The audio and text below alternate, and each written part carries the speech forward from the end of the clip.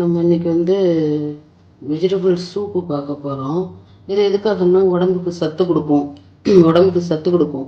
இதை சின்ன குழந்தையிலேருந்து, சின்ன குழந்தைன்னா ஒரு 3-4 வயசு குழந்தையிலேருந்து ஆரம்பித்து பெரியவங்க வயசானவங்க வரைக்கும் இதை சாப்பிட்லாம். அதுக்கப்புறம் இப்போ இந்த டெங்கு ஃபீவர் வருதுன்னாக்கா பிளேட்லெட் கவுண்ட்ஸ் எல்லாம் குறைஞ்சிடுது அப்படின்பாங்க, அதுக்கு இது கொடுக்கலாம். டைஃபாய்டு ஜுரம் வந்ததுன்னாக்கா அதுக்கு இதை கொடுக்கலாம். எந்த மாதிரி ஜுரம் வந்தாலுமே இதை நம்ம கொடுக்கலாம். வரத்துக்கு முன்னாடி வருமுன் காப்போம் அப்படிங்கிற முறையிலையும் நம்ம இதை கொடுக்கலாம். இன்னைக்கு நம்ம இந்த சூப் பண்ணுறது எப்படி அப்படின்னு தான் பார்க்க போகிறோம்.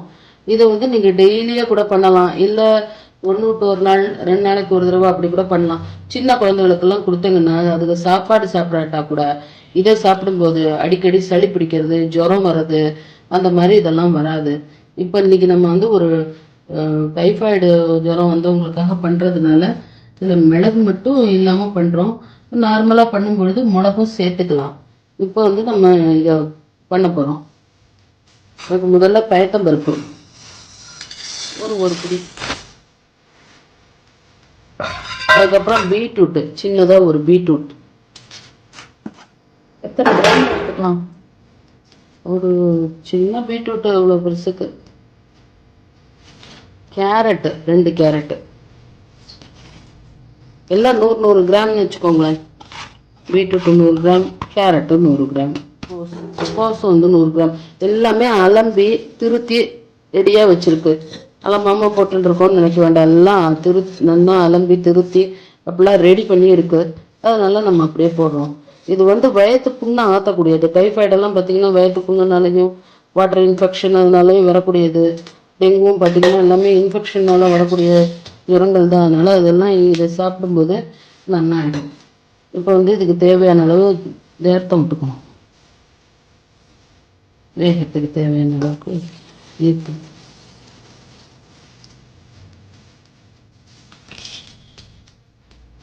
அதுக்கப்புறம் இதில் மஞ்சப்பொடி சேர்த்துக்க போகிறோம். எல்லா வகையான புண்ணுக்குமே நம்ம இதை யூஸ் பண்ணலாம். எப்போவுமே நான் மிஷினில் தனியாக விரலி மஞ்சள் வாங்கி தான் அரைச்சி வச்சுப்பேன். இப்போ அது தீர்ந்து போயிட்டதுனால இப்போ பேக்கெட் மஞ்சள் பொடி போடுறேன், இல்லைன்னா போட மாட்டேன். இப்போ நம்ம குக்கர்லேயே இப்போ பண்ணிடலாம். இல்லைன்னா எப்போவும் நம்ம குக்கரில் வைக்காம யாராவது கூட வேணும்னாக்கா அப்படியே வச்சு பண்ணிக்கலாம். நான் இன்னைக்கு கொஞ்சம் அவசரமாக இருக்கிறதுனால இன்னைக்கு குக்கர்லேயே போட்டுடுவேன். வகையான புண்ணுக்கும் இந்த சூப்பை நம்ம கொடுக்கலாம். அது அதுக்கப்புறம் இந்த ஆசிட் ரிஃப்ளெக்ஷன் ஆகுறது அப்படிம்பாங்க, எதுக்கடிக்கிறதும்பாங்க, நெஞ்சு எறியறதும்பாங்க, அது எல்லாமே புண்ணோட சிம்டம்ஸ் தான். அதனால நம்ம எல்லா வகையான புண்ணுக்கும் இது பண்ணலாம். தக்காளியே தனியாக நம்ம வச்சுக்கணும். ஏன்னா இந்த விதை இதெல்லாம் இருக்கும், தோலி இதெல்லாம் இருக்கும். அதனால நம்ம வெடிக்கட்டணுங்கிறதுனால தக்காளியே நம்ம தனியாக வச்சுக்க போகிறோம். அது உடம்புக்கு அவ்வளோ ஒரு சத்து. கண் பார்வை எல்லாம் நல்லா இருக்கும், தலை முடி நிறைய வளரும், தலை முடி கொட்டாது, எந்த வியாதியே வரவே வராது. வியாதி வராம இருக்கிறதுக்கான மருத்துவம் இது. இதுலயே நம்ம ஒரு ஸ்பூன் அளவுக்கு ஜீரகத்தையும் நம்ம அதுலயே போட்டுடலாம். போட்டோம்னா நல்லா அதுவும் வெந்துடும். இப்போ இது ஹெச்பி 4 இருக்கு 6 இருக்கு அப்படின்லாம் சொல்லுவாங்க. அதெல்லாம் இந்த சூப்பை சாப்பிடும்பொழுது நல்லா ஏற்றி கொடுத்துரும். இந்த பெண்களுக்கு பிரச்சனையில ஓவர் ப்ளீடிங் ஆயிடுத்து, அதனால உடம்புல ரத்தம் இல்லாம போயிடுத்து, ரத்தம் ஏத்தினோம் அப்படிம்பாங்க. இதுக்கு ரத்தம்லாம் ஏற்ற வேண்டிய அவசியமே இல்லை. இதை கொடுக்கும்போது ஆட்டோமேட்டிக்கா ரத்தம் ஏறிடும். எல்லாரும் சாப்பிடலாம். இதை நம்ம அடுப்பை பற்ற வச்சுட்டோம். இது குக்கர் ஆன உடனே நம்ம இது பண்ண போறோம். இதுக்கு அடுத்தது இது லட்சக்கட்டை கீரை அப்படின்னு சொல்லிட்டு பேரு. இந்த கீரை ரொம்ப ரொம்ப ஒரு உயர்வான கீரை. உடம்பு வலி இதுக்கெல்லாம் நல்லா கேட்கக்கூடியது. அது மட்டும் இல்ல, இது அந்த பிளேட்லெட்டை ரொம்ப ஏற்றி கொடுக்கக்கூடியது, ரத்தத்தை நல்லா விருத்தி பண்ணக்கூடியது. அதுக்கான கீரை இது. இதையும் நம்ம சூப்ல போட போறோம். ஆனா இது குக்கர்ல கீரையை வேக விடுறது அவ்வளவு தூரம் அட்வைசபிள் கிடையாது. அதனால இதை தனியா வேக விட போறோம். இந்த கீரை பார்த்தீங்கன்னா பிளேட்லெட் கவுண்டை ஏற்றக்கூடியது. இந்த WBCன்னு சொல்லுவாங்க, அதை ஏற்றக்கூடியது. அதனால மெயினா இந்த டெங்கு வந்துடுது அப்படின்னு சொன்னாக்கா கட்டாயமா இதை நம்ம கொடுக்கும்போது அவளுக்கு இந்த ரத்தம் ஏற்றுறது, குளுக்கோஸ் ஏற்றுறது, இந்த மாதிரி நம்ம என்ன ஆயிடுமோ ஏது ஆயிடுமோன்னு பயப்படுறது அந்த மாதிரியான இதெல்லாம் இருக்காது. ஆனா இது எல்லாமே வருமுன் காப்போம்னு செய்யறது இன்னும் பெஸ்டா இருக்கும். பரவாயில்ல வந்துடுது அப்படின்னா வந்ததுக்கு பிறகாவது இதெல்லாம் செஞ்சு கொடுக்கணும். இதெல்லாம் கொஞ்சம் வேலையா இருக்குன்னு நமக்கு கொஞ்சம் அலுப்பா இருக்கு அப்படின்னு சொல்லிட்டு நம்ம கடையில ஏதோ ஒரு சூப்பை வாங்கி கொடுப்போம்னு நினைக்க கூடாது. அதுல இதெல்லாம் இருக்குமான்னு நமக்கு தெரியாது. அதனால இது நம்மளே தான் பண்ணி கொடுக்கணும். இப்ப இதுல பாத்தீங்கன்னா ஒரு 6 கீரை போட்டிருக்கேன். நான் நடு நரம்பை எடுத்துடணும். எடுத்துட்டு ஒரு 6 கீரை அதை கட் பண்ணி இதுல போட்டு வச்சிருக்கேன். இது இது பாத்தீங்கன்னா அந்த நெஜ்ஜை கெட்டு போச்சு அப்படின்னு சொல்லிட்டு அந்த காலத்துல சொல்லுவாங்க. நெஜ்ஜை கெட்டு போச்சுன்னா என்னன்னா உடம்பு ஃபுல்லா வீணா போயிடுது அப்படின்னு சொல்லுவாங்க. அதை சரி பண்ணக்கூடியதுனால இது லட்சக்கட்ட கீரை அப்படின்னு சொல்லுவா. அப்புறம் 2வது லட்சமா செலவு பண்ற நோய்கள்ல இருந்து காப்பாற்றக்கூடியது அப்படிங்கிறதுனால லட்சம் இல்லாம அந்த நோயில நம்மளை பாதுகாத்துக்கலாம் அப்படிங்கிறதுக்காக வேண்டி லட்சக்கட்ட கீரை அப்படின்னு சொல்லுவாங்க. அப்புறம் இன்னொன்னு பார்த்தா லக்ஷ்மி கேட்ட கீரை அப்படின்னு சொல்லுவா. என்னன்னா பார்க்கடல்ல அந்த மகாலட்சுமி பார்த்தோம்னா எந்த நாளையும் உட்காந்துட்டே இருப்பா. இந்த பெருமாள் காலை பிடிச்சி விட்டு அப்படி உட்காந்துட்டே இருக்கிறதுனால இந்த முதுகு இடுப்பெல்லாம் வலி எடுத்துருப்பான். அப்போ அங்க இருக்கிறவாழ்கிட்ட சொன்னாலாம், இப்ப அந்த கீரையை போய் பறிச்சுங்களா அதை கூட்டு பண்ணி சாப்பிட்டாக்க இந்த இடுப்பு வலி முதுகு வலி எல்லாம் விட்டுடும் அப்படின்னு சொன்னாலாம். லக்ஷ்மி கேட்டதுனால லக்ஷ்மி கேட்ட கீரை அப்படின்னு சொல்லுவா. அதனால அதையும் சுருக்கமா லட்சக்கட்ட கீரை அப்படின்னு சொல்லுவா. அதனால எந்த விதத்துல பார்த்தாலும் இந்த கீரை ரொம்ப பெஸ்டான கீரை. இதை இந்த சூப்பு பண்ணும்போது கம்பல்சரியா நம்ம சேர்த்துக்கணும். இது ஒண்ணும் இல்லை, ஒரு குச்சியை ஒடிச்சு ஊனி வச்சாலே நல்லா அழகா மரமா வந்துடும். எல்லா வீட்லயும் பாத்தீங்கன்னா பெரிய பெரிய பங்களால இன்னைக்கெல்லாம் அது அழகுக்கான கீரை மாதிரி வளர்த்துருக்காங்க. யாருக்குமே என்ன கீரைன்னு தெரியாது, ஏதோ அழகு செடின்னு நினைச்சுட்டு இருக்கோம். ஆனா அது இந்த லட்சக்கட்ட கீரை. இதை எல்லாருமே ஒரு குச்சிய அவங்க ஆத்துல இத ஒரு குச்சி ஊனி வளர்க்கலாம். முடியாதவங்க அதை ஒடிச்சுன்னு போய் ரோட்ல கூட வளர்த்து வச்சா எல்லாருக்கும் யூஸ் ஆகும் இது. அதனால இந்த கீரையை கம்பல்சரியா சாப்பிடுங்க, குழந்தைகளுக்கு கொடுங்க, ரொம்ப நல்லது. இது இன்னும் சொல்லப்போனா இந்த கீரை என்னன்னா காய வச்சுட்டு கூட அரைச்சி ஒரு பவுடர் மாதிரி வச்சுட்டு இந்த குழம்பு இதெல்லாம் பண்ணும்போது கூட ஒரு ஸ்பூன் அப்படியே அதுல இந்த நம்ம குழம்பு பொடியெல்லாம் போடுறோம் இல்லையா, அந்த மாதிரி அதை ஒரு ஸ்பூன் பொடி கூட போட்டு அப்படி கூட நம்ம குழம்பு மாதிரி கூட பண்ணிக்கலாம். இப்ப இது கீரையை குக்கருக்குள்ள வைக்க கூடாதுங்கிறதுனால இதுக்கு கொஞ்சம் ஜலம் விட்டு இதை நம்ம தனியா அடுப்புல வேக வைக்க போறோம். எங்க இடத்துல 1 வயசு குழந்தை இருக்கா மம்மி, 80 வயசு பாட்டியும் இருக்கா. இது எந்த வயசுல இருந்து எந்த வயசு வரைக்கும் கொடுக்கலாம்? 1 வயசு குழந்தைகள்லாம் 1 ஸ்பூன் 2 ஸ்பூன் அப்படித்தான் கொடுக்கணும். அதுகளுக்கெல்லாம் செரிமான சக்தி கம்மியா இருக்கும். இது பெரியவாளுக்கு பண்றதுனால நம்ம நிறைய பருப்பு இதெல்லாம் போட்டு பண்றதுனால அது 1 ஸ்பூன் 2 ஸ்பூன் அப்படி கொடுக்கலாம். காய்கறி ஜூஸ் தானே, அதனால ஜூஸ் மாதிரி எடுத்துட்டு அதுகளுக்கு 1 ஸ்பூன் 2 ஸ்பூன் அப்படி கொடுத்துக்கலாம். 2வது இதுல நம்ம நெய் இதெல்லாமே, அதாவது நார்மலா இருக்கிறவா அப்படின்னா நெய்யெல்லாம் கொஞ்சம் கூட போட்டு தான் இதுல நம்ம கொடுக்கணும். அப்ப எல்லா சத்துக்களும் அவளுக்கு சேர்ந்து இதுல வந்துடும். இந்த மாதிரி ஜுரம் எல்லாம் இருக்கிறவான்னா அவளுக்கு இப்போ நெய்யெல்லாம் ரொம்ப சேர்க்க கூடாது. அதனால நம்ம கம்மியா சேர்ப்போம். குழந்தைக்கும் நம்ம அந்த வயசு குழந்தைக்கெல்லாம் அது இன்னுமே பால் சாப்பிடுற வயசு தான். அதனால அந்த ஜூஸா ஒரு 2 ஸ்பூன் அந்த மாதிரி வேணும்னாக்கா கொடுத்துக்கலாம். இது ஒரு 3 வயசு குழந்தைக்கு மேலனாக்கா நம்ம நன்னாவே ஒரு 1/2 டம்ளர் அப்படி கொடுக்கலாம். நல்லா பெரிய பெரிய குழந்தைகள்னா நல்லா பெரிய டம்ளரால ஒரு 300 ml கூட கொடுக்கலாம். அதுகளுக்கெல்லாம் கொடுத்தகள்னா அதெல்லாம் சாப்பிடுங்க. அதுங்க ஆனா என்ன டேஸ்டா பண்ணி கொடுக்கணும், அதுதான் சிக்கன் பண்ணி கொடுத்தா சாப்பிடாதுங்க குழந்தைங்க. இது எந்த பக்குவத்துல நறுக்கணும் மம்மி? எல்லாமே இந்த மாதிரி கேரட் சீவில வச்சு, பீட்ரூட் கேரட் சீவில வச்சு சீவின் இருக்கேன். போசை சின்னதா திருப்பிக்கலாம், அப்படி இல்லைன்னா அதையுமே கேரட் சீவில வச்சு சீவின்லாம். இந்த கீரையை அப்படி சின்ன சின்னதா கட் பண்ணி போட்டுக்கணும். போட்டுட்டோம்னா நல்லா இருக்கும். இது எல்லாத்தையும் வேக வச்சுட்டு அப்படியே நல்லா மத்தால மசிச்சு அப்படியே இது பண்ணலாம். ஆனா இப்ப நம்ம ஜுரத்துக்காக பண்றதுனால லேசா நம்ம மிக்சியில ஒரு திருப்பிக்க போறோம்.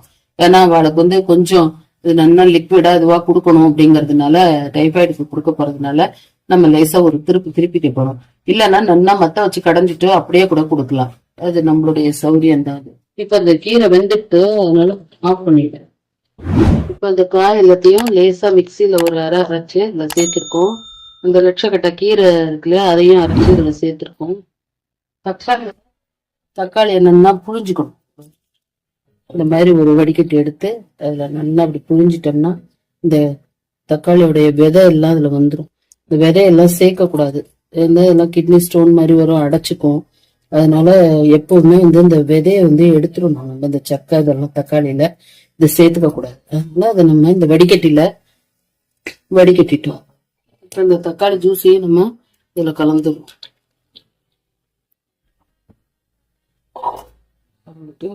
தேவையான அளவுக்கு உப்பு. காய்கறி எல்லாம் எப்பவுமே ரொம்ப உப்பு வாங்காது. அதனால உப்பை மட்டும் ஜாக்கிரதையா போட்டுக்கணும். இல்லைன்னா ரொம்ப உப்பு கரிச்சு போட்டு நல்லா இருக்காது.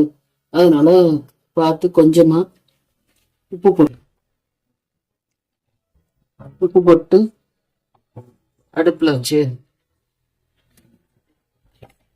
கொதி விட்டுக்கணும். நெய் சேர்க்கணும். நெய் வந்து நிறைய சேர்க்கலாம்.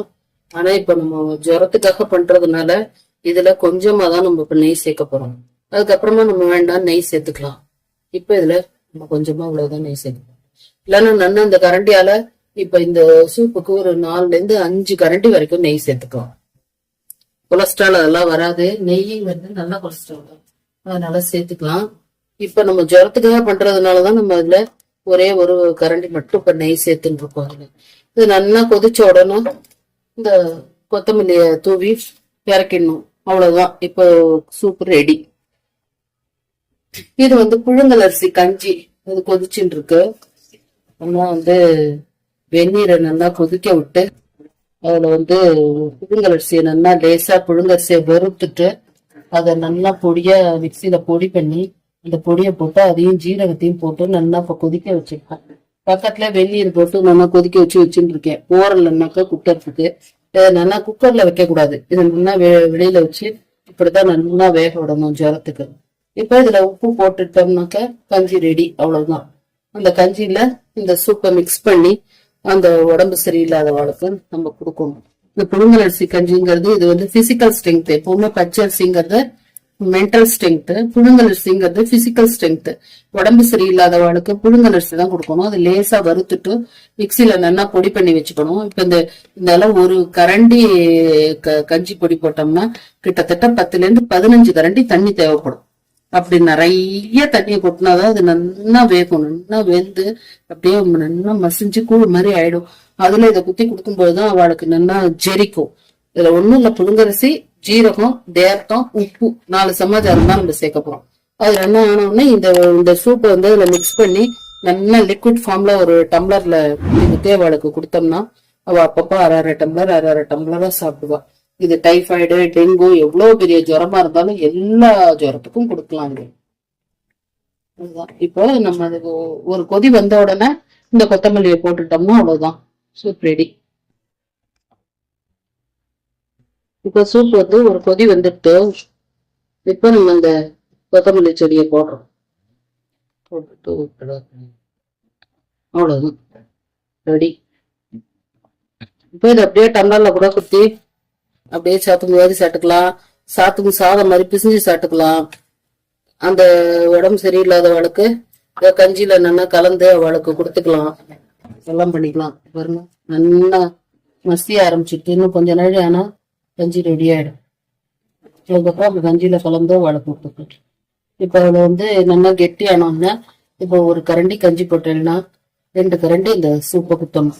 குத்தினா கொஞ்சம் நீர்க்க வந்துடும். இல்லைன்னா இன்னும் கொஞ்சம் கஞ்சியை குத்தி இது சூப்பை குத்தி நல்லா நீர்க்க கரைச்சு அவளுக்கு உடம்பு சரியில்லாதவளுக்கு அப்பப்போ அரை மணி நேரத்துக்கு ஒரு தடவை அப்படி அவளுக்கு கொடுத்துட்டு இருக்கணும்.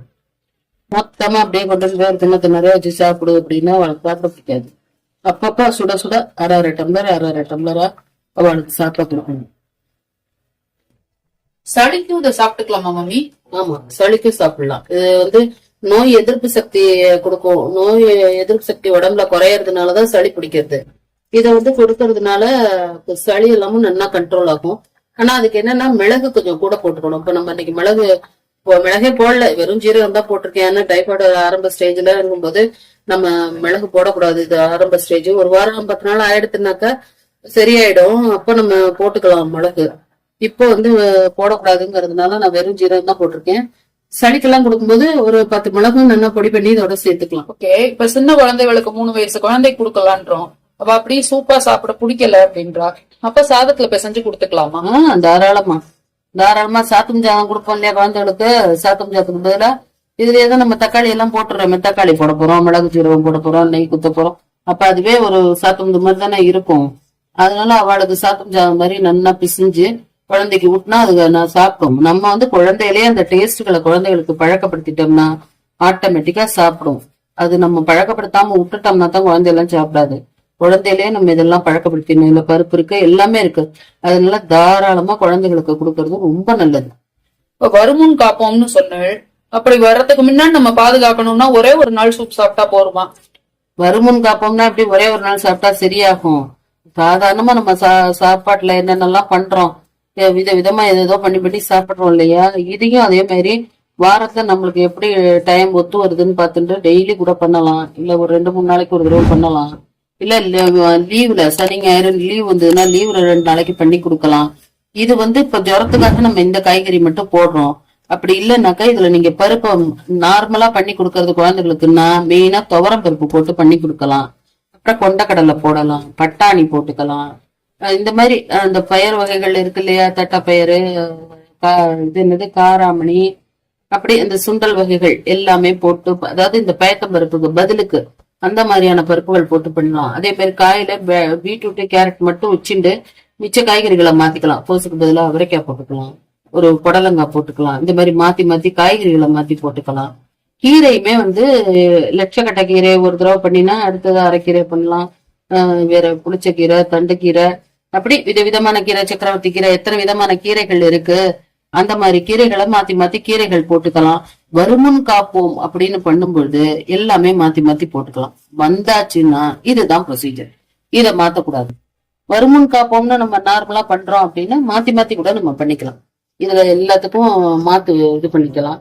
பீட்ரூட் கேரட்டை மட்டும் சின்ன மிச்சம் எல்லாத்தையும் மாத்தி மாத்தி போட்டு நம்ம பண்ணிக்கலாம். வந்துடுது அப்படின்னா இதுதான் ப்ரொசீஜர். இதை விட்டு மாத்தி பண்ணக்கூடாது. இப்ப beans, butter beans, soya beans எல்லாமே போட்டு தாராளமா தான் சொன்னேன். காய்கறி எந்த காய்கறி வேணாலும் மாத்திக்கலாம். பயறு வகைகள் எந்த பயறு வேணாலும் சேர்த்துக்கலாம். அதுதான் சொன்னேன் நான். எந்த பயறுனாலும் சேர்த்துக்கலாம். பட்டர் பீன்ஸோ சோயா பீன்ஸோ, அது நீங்க என்ன பயரோ உங்க இஷ்டம் எது வேணாலும் சேர்த்துக்கலாம். அது எல்லாமே வருமுன் காப்போம்னு முன்னாடி செய்யறதுக்கு தான்.